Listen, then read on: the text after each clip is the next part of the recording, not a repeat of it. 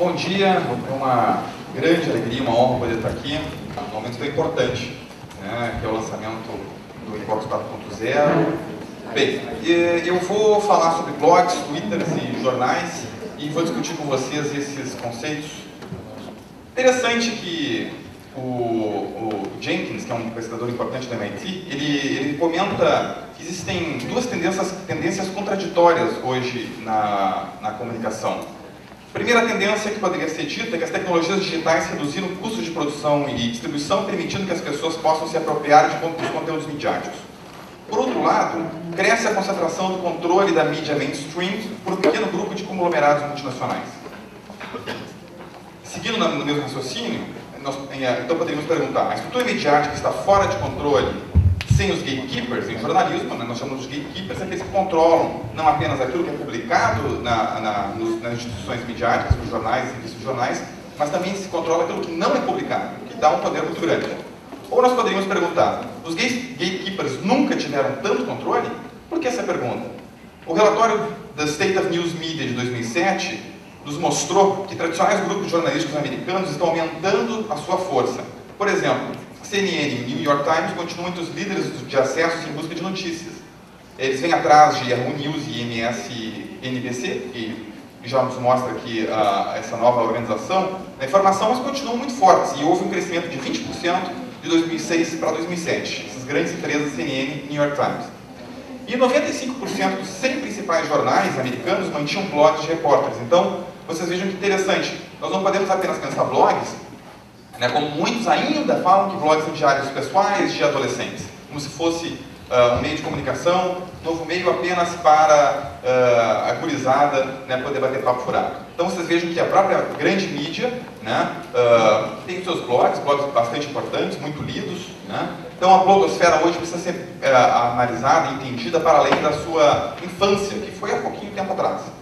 Bem, o Chris Anderson, daquele livro Cauda Longa, o editor da Wired, ele comenta que, por outro lado, esses blogueiros amadores, né, que não necessariamente são jornalistas ou têm qualquer formação em jornalismo, eles, por serem participantes de processos e não apenas observadores, eles chegam a ter melhor acesso às fontes de informação do que jornalistas.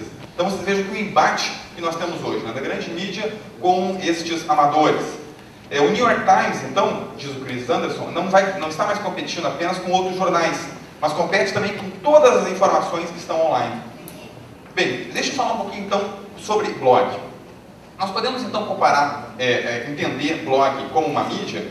Certamente. É interessante que alguns ainda pensam que mídia é apenas rádio, televisão e jornal.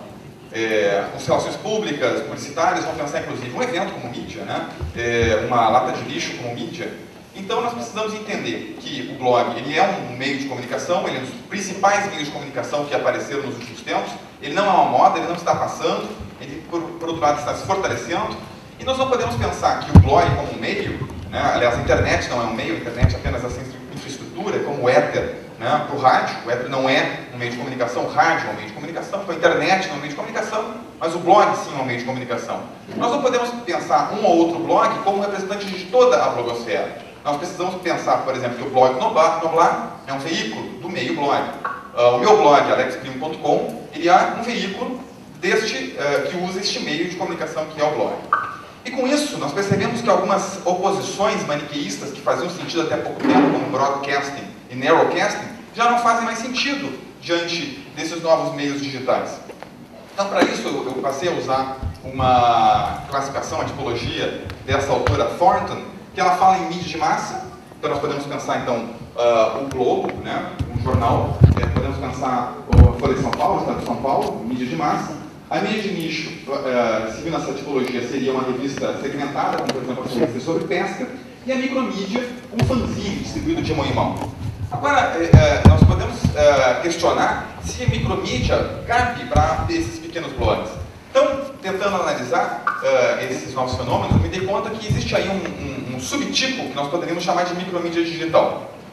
Agora, o blog, ele seria o quê? Ele seria uma micromídia digital ou mídia de nicho? Vejam só, um fanzine, ele é xerocado, custo baixo, né, distribuído de mão em mão, uma rádio poste, eu preciso estar do lado do poste para poder escutar. Normalmente essas rádios piratas, TVs piratas têm um alcance muito pequeno, O blog, por outro lado, não, ele tem um alcance mundial, né? De qualquer lugar do mundo eu posso ler um blog, publicar um blog. Agora, seria uma mídia de nicho? Essa questão não é tão fácil de ser respondida, então nós precisamos, e aqui pensando em alguns termos de análise do discurso, nós precisamos analisar as condições de produção, né, desses blogs. Como é que é produzido, que equipamentos são utilizados, quais são essas equipes. Nós percebemos que em grandes equipes, em grandes instituições midiáticas, existem algumas pessoas nessa cadeia, né, em virtude da divisão do trabalho, que não conhecem o produto para o qual elas trabalham, não conhecem o produto final, apesar de estarem vinculadas. Por outro lado, um blogueiro, como também alguém que produz uma rádio comunitária, tem total conhecimento daquilo que está produzindo. Alguém que faz uma rádio post, né?